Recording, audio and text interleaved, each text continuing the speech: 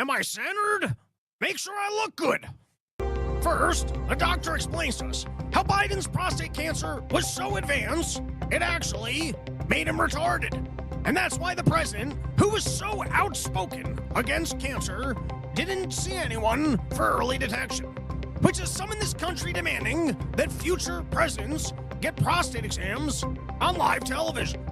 Ooh, that's enough. No more rooting around. Melania's not gonna like it. I don't think this is funny. Next, are your inanimate objects at risk of being attacked by Mexican naval boats? In an exclusive interview with the Brooklyn Bridge about what ships it would like to take on in its next matchup. Next, a deep dive into why Appleton, Wisconsin has the worst food in the country, in interviews with the residents on how they remain fat, despite having nothing to eat, with further economists explaining why this poor area has such high prices and poor services despite food that tastes like it was boiled in their bug river. Next, the Fed to buy more of the U.S. debt to combat the downgrade and showcase demand for the product as they buy it from themselves at auction. Next, the COVID booster enthusiasts explaining their travel plans to get their hands on the latest COVID shots and to raise their antibodies to hopefully get on disability and stay on Medicaid. Next, the disappearing Biden jobs evaporating along with his memory has molecular biologists panicked that perhaps Biden is the one manifesting our reality. What else might disappear? And lastly, a look into why Puff Daddy didn't have access to better hookers, and why this new intel has some rethinking their careers in broadcasting. You mean if I shave my head, I can pee on women? I wonder if I'd still look good without this luxurious hair. It's your daily dose of misinformation, pulled from a lightly hemorrhoided asshole. It's today's Run Your Mouth!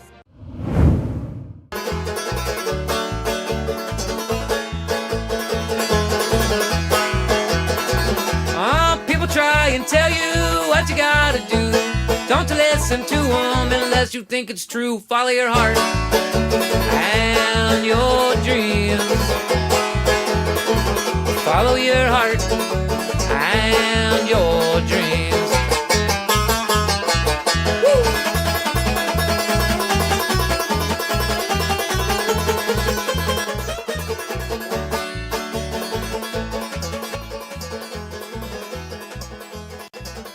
All right, what is up, everybody? Welcome to a brand new episode of the Run Your Mouth podcast. It is a pleasure to be hanging out with all of you guys this afternoon.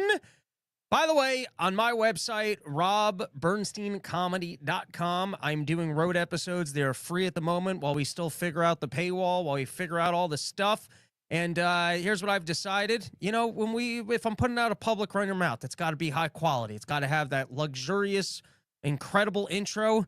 It's got to showcase that guy with his nice, beautiful hair, and it's got to have this beautiful studio background. And so if we're doing hotel episodes, they're going to just be on the website. So I did another episode with Steven. We talked about a whole bunch of news stories from last week, trying to be more fluid, just shoot from the hip, less slides, less in-depth research, more nonsense talk, Run Your Mouth getting back to its roots over here. And so totally free of charge. There's video. It starts off, there's audio only on the intro for about a minute and a half.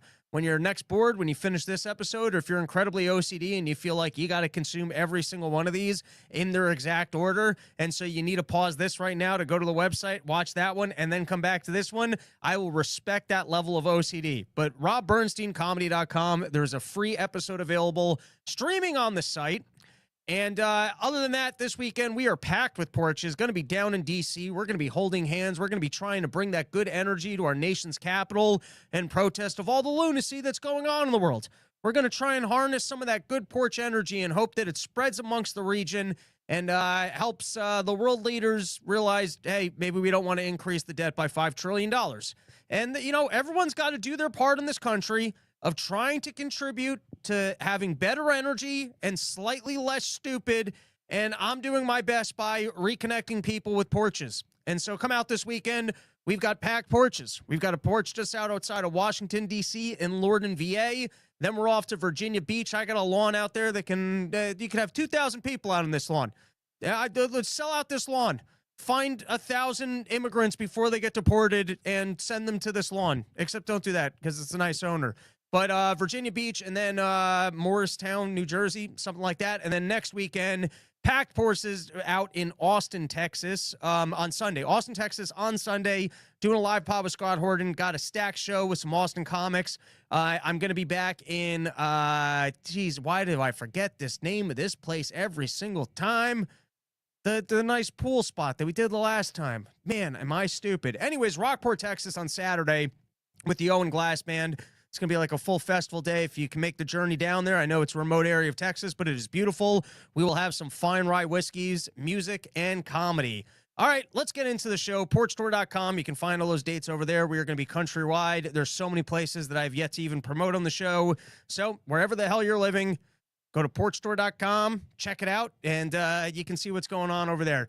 All right, I do have some nonsense talk that I'd like to get into before we break down all the news from this past week. And listen, a lot of people, they come to me for spiritual guidance. They understand that I'm the porch master, that I've connected with our nation's porches, and that I have wisdom that other people don't contain, as they haven't traveled as much of the country as I have and connected with as many porches as I have. And, I do have some guiding phrases that help me get through life. I have certain mantras that, having spent 37 years exploring this country and interacting with people, there are certain conclusions that I've come to that have helped me deal with other people in my daily interactions. And one of those mantras is everyone's retarded, including me. Sometimes I'm retarded too. And this is helpful because a lot of times you interact with other people and you kind of give them a little bit too much credit. You almost start sifting through your logic brain to figure out what their behavior is, to see if you can make sense out of it before you even react, to think, hey, where's this person coming from? Do they have some insight and wisdom that I don't have? And so then you just try and run through their behavior, the way they operate, almost like the way you'd sit at a poker table and you see the way that people play their hands, and you just try and digest their behavior, you try and digest what they're saying, and then sometimes you just have to realize they're retarded. And there's no reason to try and digest what they're doing or to try and put logic or reason behind what they're doing. But on the same note, also know not to overreact, because sometimes I do things that make absolutely no sense. And the best protocol reaction from other people would be like, hey, what you just did made no sense. And so it's just good to know that people, generally speaking, can be retarded. And you don't always have to figure out the logic, rhyme, or reason behind what they're trying to do. Maybe it's not offensive. Maybe it's not personal. Maybe they're not trying to get one past you. They're just stupid. And now I got a general theory that it's very easy to get upset with service people in this country. Particularly one time I was out in Europe, and you're like, man, everyone's so nice out here. No wonder everyone likes Europe so much. I always thought everyone was being such a queef, and they're like, Europe's so amazing. And then you travel out there, and they're just like, things are cheaper, and they're really nice to you. And you're like, this is a little bit different. But along the lines of that everyone's retarded, one of the worst experiences I had in all of my porch tour travels, it actually was not this past weekend. I once got real sick when I was doing a gig out in Michigan. Barely got through that show. It was one of the only rough porches that we ever did. I was flying solo. I made the mistake of eating some wontons or something. I usually don't trust Asian food, and I usually don't trust cart food. And I broke both of those rules, and I had a double serving of what seemed like fancy Asian cart food out in Reno, Nevada, and it was delicious. I threw the soy sauce on top of those wontons with the chicken in it, and I was like, you know what? Maybe this has been a bad policy my whole life. Maybe this has been a bad decision. Maybe cart food is where the high-end stuff is, and I'm talking about like the fancy trucks, and you got those fancy trucks, and people tell you that's where the good chefs are because of all the rules, regulations, and the financing that would go into actually opening up a restaurant. The real independent chefs, they're working these food carts. And then, listen, Asian food is delicious. I just don't trust it. And I don't trust it from a lifetime experience, but every once in a while you get in there, you're like, these are some good flavors going on. And I have never had a stomach more wrecked in all of my times of a wrecked stomach. And I go out to Michigan. I'm doing a show. I'm doing a live pod, and I'm snorting Pepto-Bismol. I'm just doing fat lines of Pepto-Bismol to get through this show. Show is finally over, and I'm like, good. I can go to a hotel room and just have some time alone with this bathroom. This is gonna be a good time. This is what I've really been looking forward to. And I booked myself at a Holiday Inn Express, all of 20 minutes from where the gig was. And I start driving, and there had been a tornado the night before. And none of this is reflected in Google Maps. And every back road that I'm going down just has downed trees. And I finally get to the hotel. I go to check in. It's late night. There's an autistic lady there. And despite the fact that I have a reservation, they don't have any available rooms. And then you just got to realize, listen, there's a reason why service people have service jobs. And they aren't always the brightest. They're not always, it's not their fault. There's no reason to give them a hard time. There's no reason to bully them. They have the shitty job. The best thing that you can do is be courteous to these individuals, even when they're wrong, because they probably don't have the self-awareness that they're wrong, and they're going to be stuck at this shitty job tomorrow and the next day and the day after that. The universe has already given them a hard time. There's no reason to make it any harder for these people, no matter how wrong they are. You're not going to bully them. You're not going to get through to them. They don't have the self-aware. They're not going to realize any of these things. You might as well just try and be courteous and nice to them, because there's a reason why the bag person's doing the bags, why the hotel check-in person's doing the hotel check-ins. Don't expect more from them. That's why they have these jobs. And so I'm not even okay, what are my options? I can place you at this other hotel. It's 20 minutes further from here. All right. Is that 20 minutes closer to the airport? 20 minutes further. It's 20 minutes closer. All right. That sounds fine. Can you at least, just as a courteous, this is the Jew in me, as a courtesy, can you at least just check and put me in at the same rate? Because I did have a reservation here. Yep. Took care of it. Spoke to them on the phone. You're all good. Great. Spend another 20 minutes in the car. I show up in the next hotel. I go to check in, and it's a much higher rate. And I said, well, that was a different owner. And then the lady starts giving me a whole lecture. I didn't even push it. I didn't even fight it.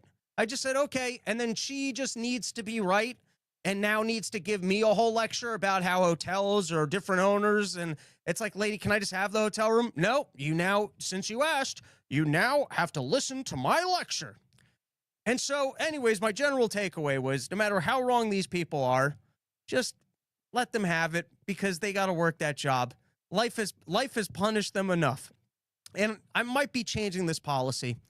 And listen, I got to maybe ramp down on the amount of coffee that I drink, because, the coffee, you're overspending while you're drinking it out. You're only getting more anxious and more angry. It's a little bit of a bad cycle and circle to be living in. But of all the legislation that we have in this country, if you go into an overpriced coffee shop, firstly, I'm starting to realize we've already talked about these tip machines, but tipping before receiving service, it's not a great system. Because I always think, hey, listen, like I said, they're working at the service place. Let's try and be generous. Let's try and be nice. Maybe you tip them up front. They notice that they tipped you, and they don't dip their wieners into your coffee. A lot of times, they don't do it, and I don't drink hot coffee. They're not going to dip their wieners into hot coffee. They're going to dip it into your cold coffee. It's somewhat refreshing. It gets them going. It gets them stimulated. And then they know that their dirty wiener was in your coffee. And that's what they'll do if you don't tip them. I'm warning you guys. I'm out on the road. I get the real investigative journalism. And so I'm here to tell you that if you don't tip up front at some of these coffee places, they're in the back and there's a guy who's dipping his dirty wiener into your coffee. And so I always think, hey, let's just tip. They put the thing aggressively right in front of you. Then I started to decide, hey, if they're too aggressive in the way they put it in front of you, maybe they don't. But now, you're tipping them up front, and they don't seem to want to come through with any service in any capacity whatsoever. And so, listen, is this too much conversation about how minute of an infraction the universe propelled against me? Yes. I will admit to the fact that this is an overreaction here. But I almost think we need nationwide legislation that if you go into a fancy coffee place and you spend $6 on an iced coffee, the definition of an iced coffee, and maybe you're one of these autists who thinks that a taco is actually a sandwich, but an iced coffee does not mean that you didn't actually have any cold coffee, so then you brew up a hot coffee, and then you fill the cup with ice, and then you pour the hot coffee into the ice, and then hand someone what is now just a lukewarm, watered-down coffee. If the coffee's neither cold, nor does it have ice in it, it is no longer iced coffee. Can we, all of America, at least agree on this? And that if you're working in an overpriced coffee shop that sells coffee, you got a job there, and you were tipped for doing the job, there's no level of retardation that makes that acceptable. Once again, typically speaking, I say I'm on the side of the staff that works at these institutions and say that you can't get upset with them for nearly any rhyme or reason because the universe has punished them enough that that's the job that they have to work. And you got to respect people that show up, they clock in, and they work for a living. But this lady, I'm standing there for 5 minutes, then she walks out. She goes, oh, did no one tell you we don't have iced coffee? Well, you could have told me that when I ordered, but don't worry, we're making it for you. And then walks over and hands me, and I was like, did you just make hot coffee and then put it into the cup? And she goes, yeah, that's nice coffee. And you're like, I guess technically you're right. And then I fought with them I was just trying to real crumb. Hey, you mind if I exchange this perhaps for, could you just make me a double? Well, this is the iced coffee. You didn't want the iced coffee? I get where you're coming from, but if you would allow me to make this exchange, I would prefer just to make the exchange. And now you guys know why I was so aggravated in Appleton. Dude, shows that were great. That town's got some attitude all around. Everyone's working off hangovers all day. All right, let's get into some news topics. Show brought to you by YoKratom.com, home of the $6 kilo. Only place in the entire world where you can get an entire kilo of Kratom for just $60. As the entire world, they go up on prices. They try and blame Donald Trump for his tariffs. Listen, it's going to happen across the board. You guys can go check out the episode I did with Steven from the hotel. I went in deep on this Walmart stuff, and I basically said, big pitch from Donald Trump was this wasn't going to affect prices. And even if it shouldn't affect prices, and even if these companies should be eating it, I remember during COVID times when all of a sudden, because of COVID, they couldn't clean your room, they couldn't check you into a hotel, the gym couldn't be open, and it was a good excuse for cutting all services and businesses getting greedy. And I guess, you know what? I guess Donald Trump should get up there and put on his night costume and fight every one of these businesses that they don't actually need to raise the prices on you. But usually once they see the other people raising the prices and putting up a little sign that it's because of the tariff, even if it's not because of the tariff, it means they can do it too. And I think you might see a bunch of that. But who knows? Maybe Donald Trump will be able to bash every single one of these companies individually from the Oval Office, go full-scale socialist and go, how dare you raise your prices? I'm the president of the United States of America, and I'm telling you, you're not allowed to raise your prices. Like I said, you can catch that episode for free at robbernsteincomedy.com. Shout out to Yo Kratom, home of the $6 kilo, and the only place in the entire world an entire kilo of Kratom for just $60. All right, let's take some comments, and then let's get into the news. Jack Burden at Alan Thickdick. So when did you become an anti-Semite? What did he say? What did he say that was so anti-Semitic? He's been a long-time commenter. Alan Thickdick. If I'm even allowed to use such a hard slut, I don't know what did I miss in the comments? Things got out of hand real quick over here. Jack Burden, hell yeah, dude. Love Levin is a fucking clown and a neocon. Maybe I got to go back to the beginning. I'm like reading this out of order. And so at the moment, none of what I'm reading is making any sense. To be honest, I don't think it matters who that Levin clown was referring to. I had no idea who he was before that episode, and I have no plans on ever hearing his bleedings again. Michael, someone saying he wants these t-shirts. They'll be on sale on Porch Store on black t-shirts. I just ordered a secondary one, see if they're nicer than this one, and then we'll get a whole bunch printed. All right, moderately amused. Were you confused as I was that Dave thought Levin was calling his guest the side click? I clearly thought he was talking about you. No, I thought he was talking about Dave being on Tucker's show. I don't even think I got on Mark Levin's radar, but, could be. You could be right. John Popic, Asian food is delicious if you enjoy eating cat, dog, and other various animals. All right, let's take two more, and then let's get into it. Eric Montgomery, let's go, Robbie. Thank you. Stephen Dads, letting me know about Poplar Street in Salt Lake City. You got to go. Thank you. And Matzo Balls just went Office Space on a shitty printer that ate every fifth page. Life is good. All right, let's get into the comments. Let's get into the episode. Let's see some of what I got going on here. Give me 1 second here. I forgot to do this.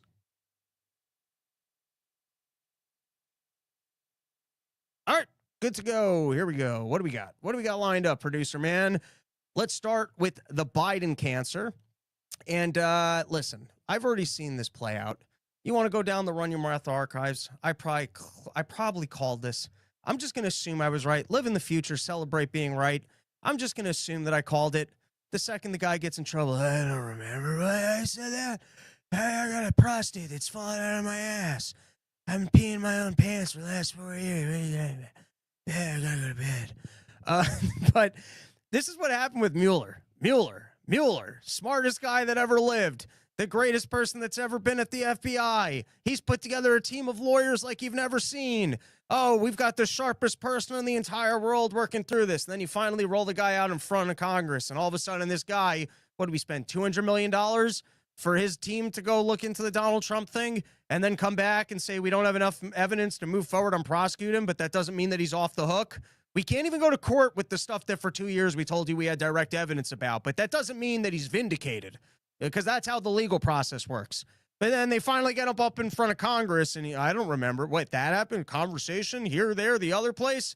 All right, here's the thing about the Biden cancer, because I get it. Now everyone wants to go, hey, that's an old man who's sick, who's got a bad prostate. Leave the old man alone. The problem is that same old man was just on the news last week pretending he was still cut out to do the job. And so someone should be, if your whole life is going, no, I'm young and youthful and I am capable of doing the thing, and then you get the evidence that he wasn't, then yeah, he's still responsible for being an asshole. And it's fun calling out an asshole when they're being an asshole, okay? If a guy walks into a gym and he goes, I can definitely lift this thing, or no, you know, it's even better, sparring. If a guy walks into a gym and he goes, I'm the toughest one here, I'm going to fight every one of you, and he really has that attitude, and then he picks a fight with one of the guys at the gym, and then he gets in and he spars and he gets knocked out, you can go, hey, look at this fucking dummy, got knocked out. And other people could stand around and go, hey, the guy just got knocked out, you got to help him out, and you should help him out. Don't make fun of him, he just got knocked out, he has a concussion now, there's no reason to make fun of him. No, the guy was a dummy. And that's part of life, is that when you step up and you go, I am absolutely qualified to do something, and then it turns out that you absolutely weren't, for people to go, hey, that guy was a jackass. He told us he was qualified to do something that he wasn't qualified to do. That is how we police jackassery, is punishing people that when they stay up, when they get up in front of the universe and they go, I'm the most qualified to do something, when they spectacularly fail, it is the duty of every other citizen to go, look, that guy was being a jackass. He told us he could do something that he couldn't do. And that's what polices people from engaging in jackass behavior. And so at the beginning, before Biden even became president, people such as myself were saying this guy cannot do this job, and that's why he's hiding in his basement right now. And he is lucky that they're doing this whole COVID thing, because he's being protected from allowing you to see just how stupid he is. And then once he got into office, there were clearer and clearer signs of the guy's dementia. And of course, we were being told that those are cheap fakes. And then there were even conversations about who's actually running the show, because he would make statements. They would talk about the White House as if the White House was its own entity. Well, that's not the opinion of the White House. Sure, Biden said that, but that's not the opinion of the White House. And so you start around, you're like, well, who's actually making the decisions here? Who's actually running the country? How dare you? That is a competent president. And the guy, if he didn't have that bad, spectacular failure at that debate, he'd still be trying to go right now. He was just on the news last week pretending like he's still fine as Joe Biden, I guess, puts the finger up the butt and massages the prostates, that he can at least just sit there while she puppets him and pretends like he's still okay, so that the family can still have some aspect of power. The point is, the guy pretended that he was capable of doing the job. People protected him while he clearly should not have been in that job. Don't now turn around and go, hey, guys, have some respect for the frail old man. Let's just move on from this storyline. He's a frail old guy. He's sick. Let's not look at his dementia. This is a sick old man. I know, a sick old man that was pretending like he was qualified, competent, and should be the president of the United States of America. And let's punish him for being a jackass, because if not, you just encourage the next guy to act like a jackass as well. All right, now let's get into this budget bill. Everyone, just trust Donald Trump. If you're criticizing Donald Trump, you're just not a true conservative. Oh, you're actually a liberal. You're one of these libtards. You've got Trump derangement syndrome. Trust the system. Trust the almighty Trump, who always has a plan. Hey, I know that Doge came out flying strong and saying that they're uncovering all this waste, and then they did a budget bill that just repassed all the things that he unfunded, and then the $2 trillion of waste somehow only became like $10 billion of actual cuts, and then no one got reappointed to say, hey, we're going to go find all this fraudulent government spending. Hey, but if you bring any of these things up, it's because you're just not a true conservative, and you just don't trust the Donald Trump plan. It's Trump derangement syndrome to stand up and say, what is the plan here that we're increasing spending past the Biden levels? We're not incorporating any of the cuts. And then we're giving a hard time to the conservatives that are saying, can we at least roll back Medicaid and not extend it to people that are capable and qualified to work who are choosing not to work? Should they at least have to work 20? I thought we were all about the dignity of a guy working in a warehouse. And I guess if we just extend him government benefits to not work at all, maybe we're incentivizing the guy to not go find the warehouse job, which should also be paying him so much money that he would want to work above the free government benefits that exist. But hey, there's no centralized government policies here. There's no socialism here. Donald Trump, true American conservative and savior of this country. And if you don't support every maneuver that he did, you're just as bad as the liberal media. So anyways, you got Donald Trump. He's pushing this new budget bill for all that conversation of, hey, we need to have a little bit of pain now so that we can have factory jobs in the future. We need to make changes. We understand that there's going to be a little bit of pain. Do you think government spending, the reduction and crowding out of capital and inflation are not the primary drivers of why there isn't more industrial jobs in this country? I mean, if you want to, I like the narrative of let's have a little bit of pain now for a better future, And let's figure out how to have more American jobs. And do you guys think adding $5 trillion to the government debt is the pathway for a better future and more government jobs as we crowd out more of the investment capital? Good luck on that one. But hey, you're just not trusting the plan. You just don't understand how this is the true conservative and savior of America. I mean, you want to talk about the biggest risk to this country? I think it's the way the government's spending money, and Donald Trump is doing as good of a job as anyone at spending as much as he can. Walmart tariffs, I already discussed that at the beginning of this. Let's do the birthright citizenship last because it's a little bit complicated. Golden Dome. Forget an iron dome. I want one made of gold. And talk about government spending. Listen, some of these things, they're fine ideas. It's going to be a matter of implementation. If I have a golden dome, I'll have so many cards in these negotiations. No one will have cards. They'll all call me up. They'll go, hey, I can't even use my nukes on you, so just why don't you have them? So, Golden Dome, listen, if the technology exists and they can actually implement this, I mean, talk about ways to spend the government's military money and having strong defense. This sounds like a winner on paper. You build a wall. People said the wall was expensive, but it keeps people from coming into the country, stealing your American jobs, bringing in foreign nationals, bringing in fentanyl. And so you put up a border so that you know who's coming into the country. Then maybe you disband everything else in the military except you keep our nuclear submarines, and that way you've got the nuclear deterrent. You hand everyone in America guns, and you tell them, have your guns, so that if anyone shows up here, every single person in America, they got their guns, are ready to go. And then you've got the things up in the sky.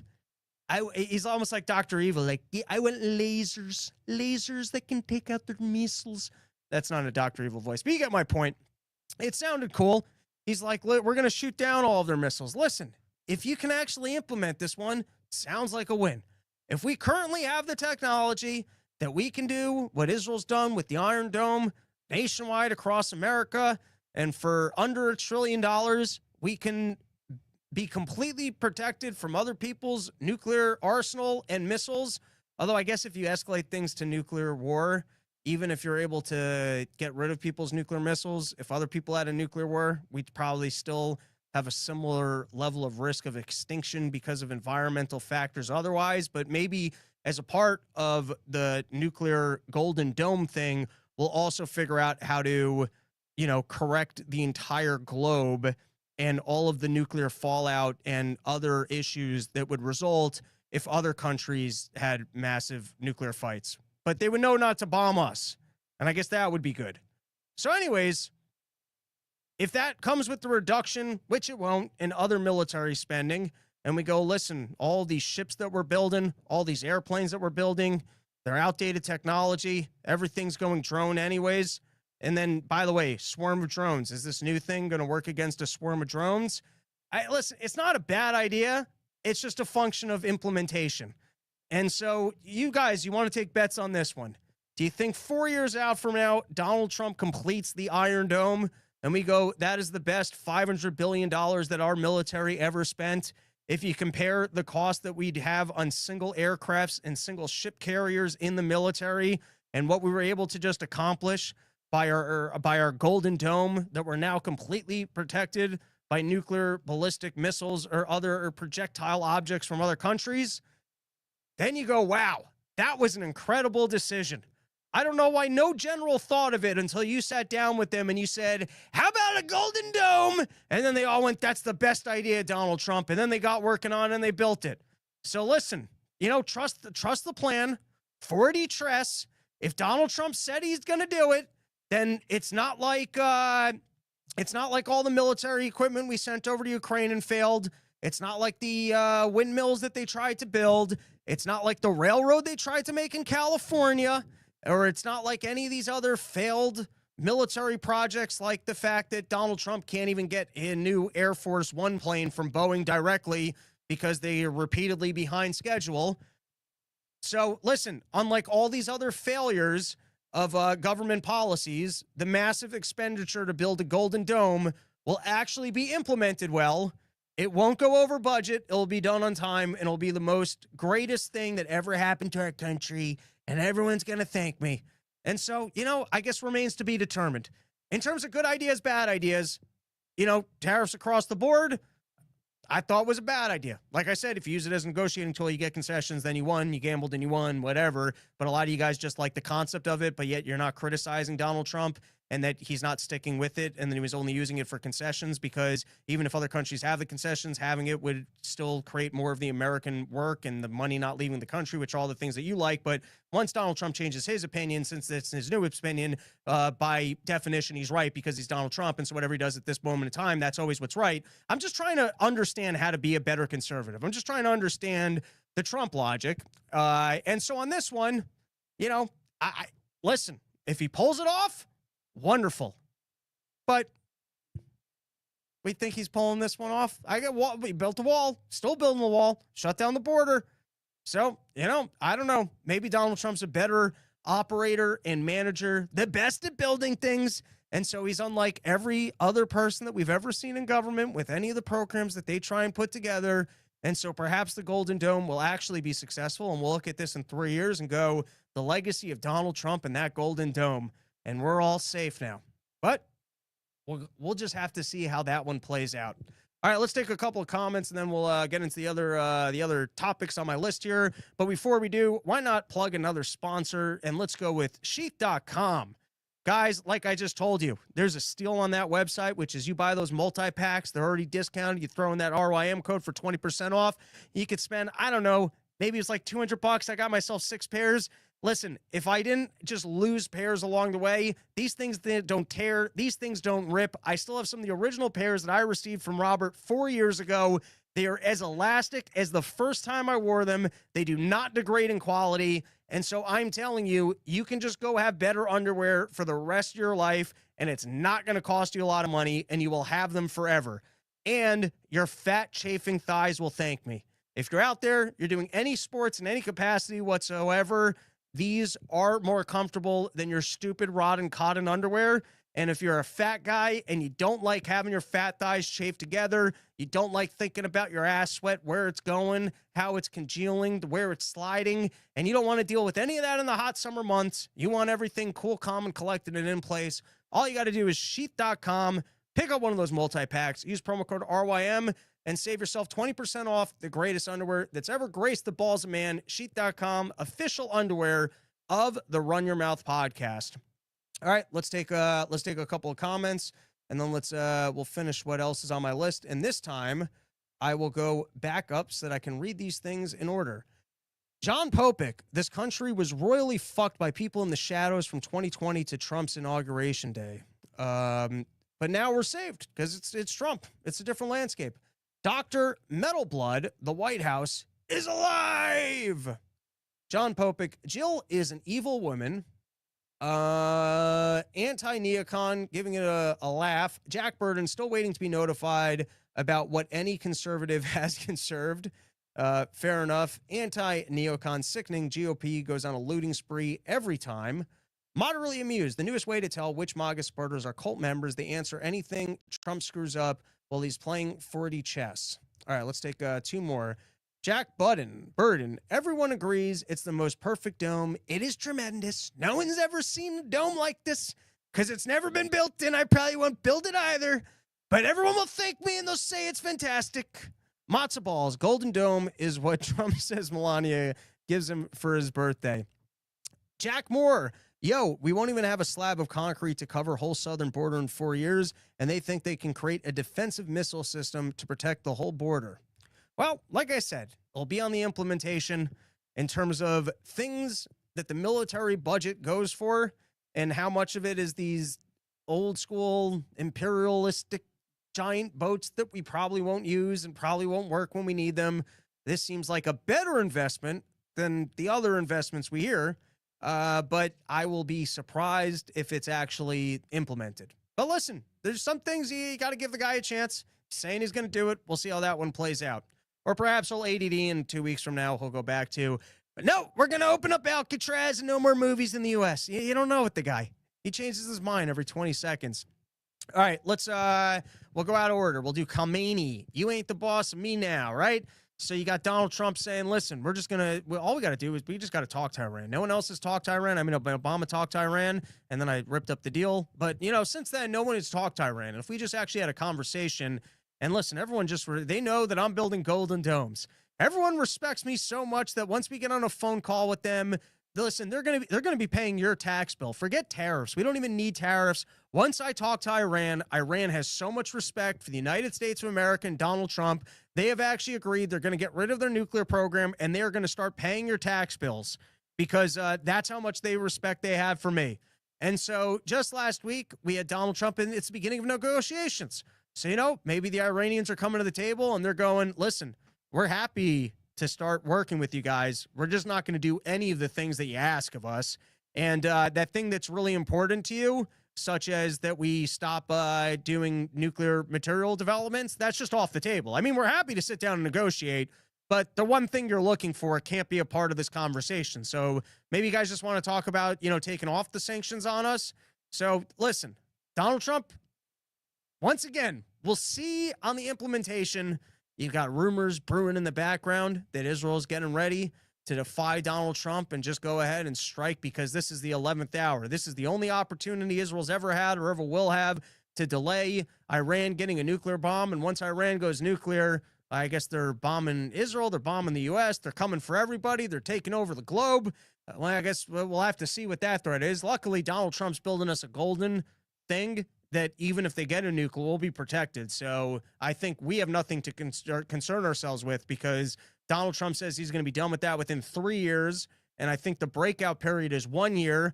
But if we had the motivation to get it done sooner, and with Donald Trump working at it, it would probably happen quicker if he just asked because he's so good at getting things built and done. But anyways, just last week, Donald Trump went in with high hopes saying we're going to get it done. We're going to negotiate, and this is week one. The Iranians are coming back and saying us not developing our nuclear materials is a red line. It's not happening. Can't even be a part of the conversations. So I guess the start of negotiations was not that they just took Donald Trump's phone call and said, we have so much respect for you. What do you need? We will agree to your terms. We're ready to do that.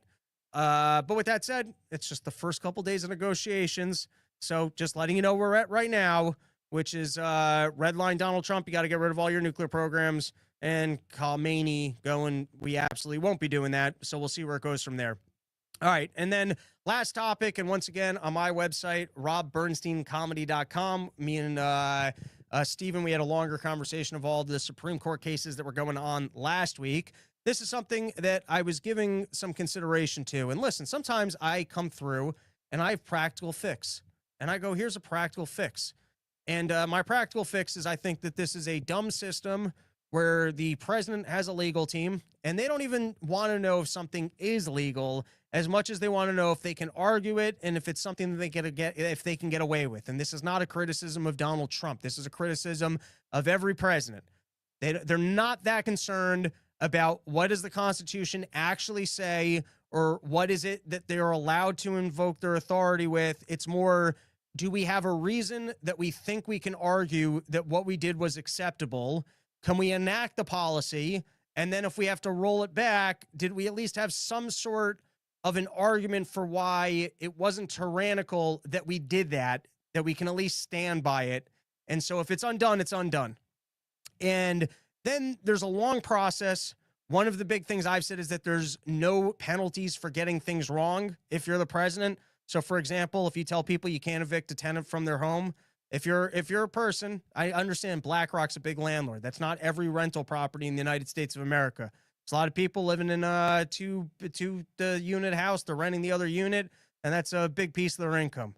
Or maybe they're renting out their house, and that's the retirement income. I don't know what percentage of the United States housing rental market is, let's call them middle class Americans, and that's their investment is a rental property of sorts, or not incredibly wealthy individuals, but people that are above average wealthy because they have a single rental property, and that's the investment that they made at some period of time instead of, throwing all their money into the stock market or otherwise. And so, when a guy like Biden comes around and says he can't evict these people because of this health emergency that we have, and then it turns out they didn't have the authority to tell you that. And then there was other COVID shenanigans, such as just telling you can't operate your business, you can't show up to work, this, that, or the next thing. But there's no penalties when they overexceed their authority and they get things wrong. And time is on their side because they can just enact their policy. And for whatever amount of time they got it wrong, there's no penalties for getting it wrong. And there's always delays before it gets to the Supreme Court. And then they didn't even need to really believe in what they were doing was legal. They just needed to have enough of a reason to go, well, my lawyers had an argument for this. I think the whole structure's stupid. Firstly, the Supreme Court, there's something just dumb about it, of whether or not you get lucky enough that a Republican president is in, and then he gets, because they all just, for the most part, in a lot of cases, more on the liberal side, you kind of always know the way that the liberals are going to go. It's more interesting that some of the conservatives seem to flip on some big topics. But listen, I don't have a totally better system than the Supreme Court. I don't have a better pitch, and at least they kind of come to conclusions within some sort of a scope of a framework. And I think that it would make more sense if there was just, instead of this whole lawyer system for the president where they try and argue something on their agenda, they just enact it, and then there's a whole thing where until you just rule on the case. And the Supreme Court likes to go the other way, which if there's aspect of the case that they don't have to rule on now, they send it back down and they go, we don't want to give a judgment on that. And just have a secondary Supreme Court type system that instead of lawyers for the president, they just make a ruling. This is constitutional. This is not constitutional. And then the president does it. And then that's the end of it. Just seems more efficient than the nonsense of this more roundabout system. So on birthright citizenship, I think I mainly agree with Donald Trump that you should not be able to just come into the country, have a child here, and then all of a sudden that child's an American, and now that's a pathway for you to possibly remain in the country because you got a child here.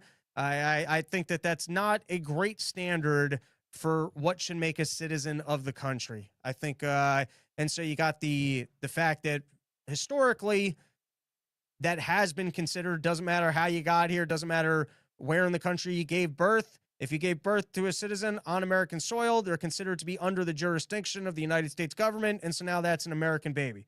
So I agree with Donald Trump. I think the birthright citizenship thing is a little bit stupid. Goes up to the Supreme Court. They don't want to actually rule on the birthright citizenship part. They're just going to stall on that part. They're going to shelve it. The part that they want to rule on, is whether or not local courts are able to stop the president's agenda.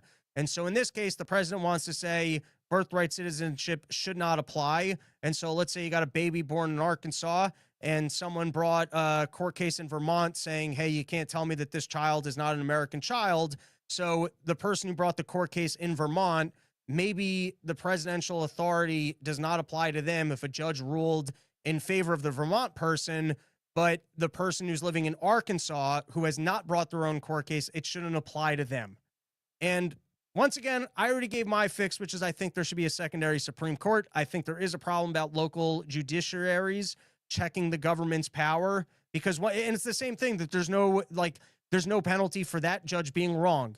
It should be like if the Supreme Court doesn't rule in that guy's favor, then maybe he's fired or he's downgraded or he gets a bit it's almost a problem both ways. So now you have the president can enact something that turns out it's not legal. Local judges say it's not legal. And essentially what the president's arguing is that until the Supreme Court rules on it, the local judge should not be able to halt the government's agenda of non-birthright citizen status for all kids. It should only apply to the one kid that brought the court case, which there's something a little bit stupid about local judges going, hey, I think this is illegal, but then the president's allowed to continue doing his thing. So I think there's two fixes here, just to be practical, and then we'll move on. I think, one, the system is stupid and that the Supreme Court should just rule on it, or there should be a secondary Supreme Court that just rules on it. Or two, there needs to be penalties for getting things wrong. So either there's a penalty on the president that if the president exerts authority or a policy and it turns out to be wrong, whatever harm was done to people for the duration of time that policy was enacted, there should be some sort of payment to those people or penalty for them getting it wrong. Or maybe you stick with the local courts can check the presidential power, but then if it turns out that they got things wrong, there needs to be a penalty on them. The problem is there's a bit of a game going on here where you might as well exert the authority that you had and then let someone else check it down the line, because then at least you got to enact your agenda until it got checked, and it doesn't really matter if you were right or if you were wrong. All right, that is the end of all my quick topics. Let's take a couple comments. James Comey posted his 8645 Instagram post, 8645 days since September 11, 2001. What the fuck? And allegedly, the post was made at a time of one of the planes hitting the towers. Seriously, what the fuck? I wasn't aware of all those details. But, you know, these lizard people, they're very in tune with the celestial beings and the stars, alignments. And so when they do things symbolic, it's very important that the symbolic gestures that they do are in very specific time periods, because that's how they manifest the wizardness of their agenda. And that's when the gateways for allowing more evil into the world are open. So I'm sure that's what you've picked up on.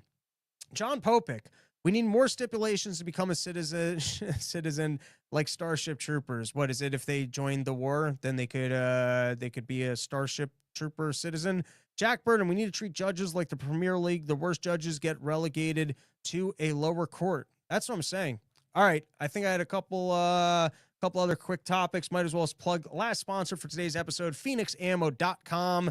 I know all you people, you got your firearms. I know you love going out shooting. You love doing your target practicing. You love making sure that you've got a fun stockpile so that when your other libertarian friend comes over to your home, you can open it up and go, dude, I got this gun, I got this gun, I got all these bullets. So if you want to show off a nice munition stockpile, go to the company that supports the Run Your Mouth podcast, PhoenixAmmo.com. Pick yourself up some bags of bullets. No promo code needed, but, you know, follow the guy on Twitter, send him a message on Instagram, let him know that I told you about it. But go stock up at PhoenixAmmo.com, the official bullet provider of the Run Your Mouth podcast. This was the tweet from Donald Trump. Walmart should stop trying to blame tariffs as the reason for raising prices throughout the chain. Walmart made billions of dollars last year, far more than expected. Between Walmart and China, they should, as is said, eat the tariffs and not charge valued customers anything. I'll be watching, and so will your customers. Listen, I'm trying to make the country great. I'm trying to get people factory jobs.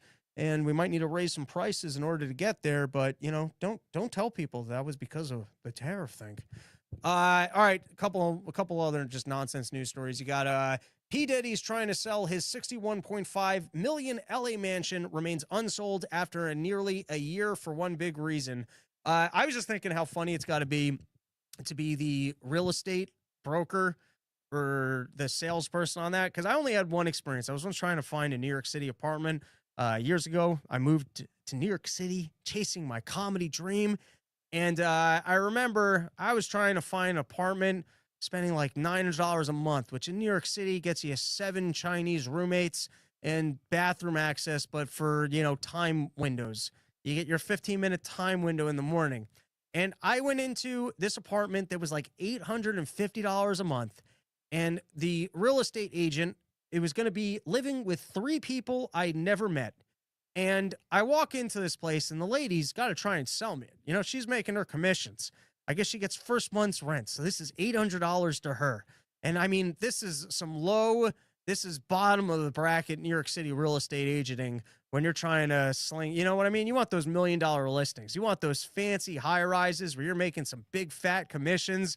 You don't want to be selling someone a room for $800 a month. And we walk into this place and she shows me the room that's $800 a month. And it is significantly, I would say it's about that. I mean, you guys can't really see this space, but it's half the size. It's like from there to, I mean, this looks gigantic because it's a green screen, so it's not a very good example. Here, I could show you guys the size of the green screen. You got wall over there, wall over there.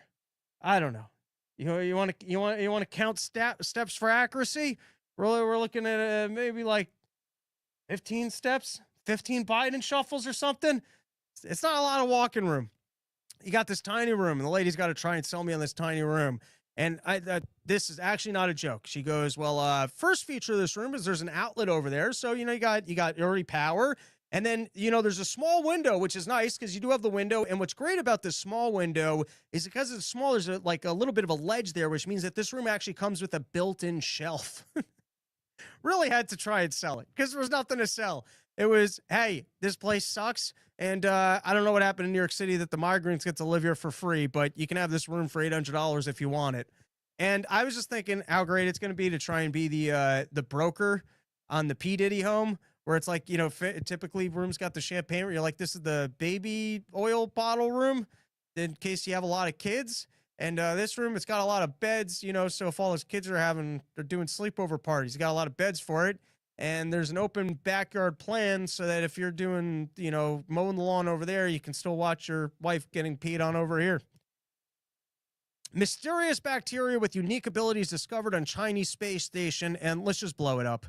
Listen, I understand we don't want World War III with China, and maybe tariffs with China isn't the best idea, but I know the way the storyline works. And listen, I understand Stephen might come here and go, listen, it's totally normal to bring back space bacteria and that might actually be the cure to cancer, because if it's a bacteria that managed to figure out how to live over there, maybe you can figure out how to live over here, and again, just blow it up. I don't care.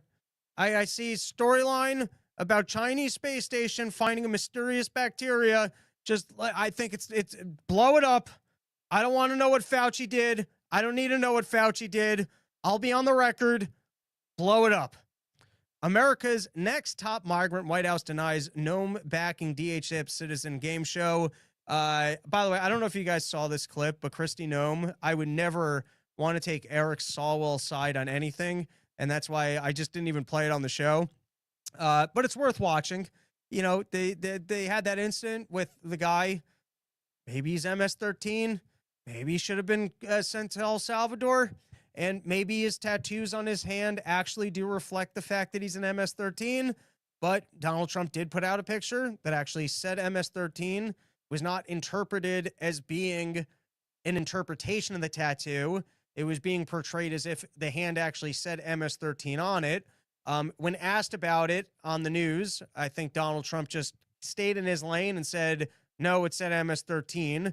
And then there were pictures of the guy's hand that seemed to not have those tattoos. At this point, though, he's in the El Salvadoran prison. I guess if you're the Trump administration, you could hold down the guy's hand and actually just tattoo that on and then go back to the media and go, no, that's actually what's there. We don't know the pictures that you were looking at. And then you have Eric Saul. I don't agree with them on anything, but he's just trying to ask her, like, was that there or doctored? And she just absolutely refused to answer the question. And so now you've got a report that they were possibly going to make a reality TV game show about coming in, earning citizenship into the country. Which, by the way, if you want to, I should have pulled the clip. In one of the first episodes that I ever did of Rob's Newsroom, which was a fun series I did back in the day, I did a whole bit about I did a bit basically about this. I don't remember the jokes. Maybe I'll pull it up and tweet it out. But the mistake of this is if you just think about reality TV shows, is that typically speaking, they take very unlikable individuals and then you kind of get to know them and you start liking them. Like think about the Jersey Shore characters. All of a sudden they're famous. Or here's a good example. I didn't watch it at all, but what's his name? The guy from It's Always Sunny and the guy from Deadpool bought that Manchester soccer team that was nothing, and then they made a reality TV show, and all of a sudden they're selling all their tickets. All I'm trying to say is unless you actually cast a show of the MS-13 rapists that are coming in here just with their dreams of starting their heroin business and claiming territories from our local drug dealers, it does not sound like a win to showcase hardworking individuals who are trying to earn their right to come into this country. And that seems like you probably get more sympathy for foreign people that would like to come here and work than you would. It depends on how you cast the show. Like I said, you could catch it with the you could stack it with the rapist and murderers and the not nice people that you could do a show about the Venezuelan gang members that were let out of their insane asylums and their journey across the border. Wouldn't it be funny if they actually did that reality TV show and at the end of it, you kind of like those people? All right, last news article for today. I thought this one was funny. This is Chuck Schumer. Chuck Schumer, he's got a lot of power. He's been around for a long time. He's high up on the Democrats. I'm sure that he's got access to intelligence and information that you and I don't have. He's got a staff and an incredible ability to do some homework. And so he tweeted after he had that little bridge incident, Chuck Schumer, with the Brooklyn Bridge strike last night, I'm fighting for answers about whether Trump and Doge have impacted water tariff traffic control. We know they've been meddling with U.S. Coast Guard staffing. Trump believed Admiral Linda Fagan as commandant of the USG in that position. I forgot to show more, but it's like, wouldn't you want to just check on this one first? You don't work at CNN. You don't get to just ask questions. You don't get to be like, I mean, we all do it. It's the joke of the intro of, did your policy of the blah, blah, blah end up killing this? I was just asking a question. It was just a simple question. And that's what they do. They insert their narrative into questions. They ask you things to try and make, is it true that your wife hates you? Or it's the end of the episode. I'm not coming up with great examples. You guys know it's literally the joke of the intro. Just ask the outlandish questions, insert your narrative, and that's something that the press gets to do. But you're Chuck Schumer. You could just go check on this. You don't have to tweet it out as a potential question for further investigative research from other people.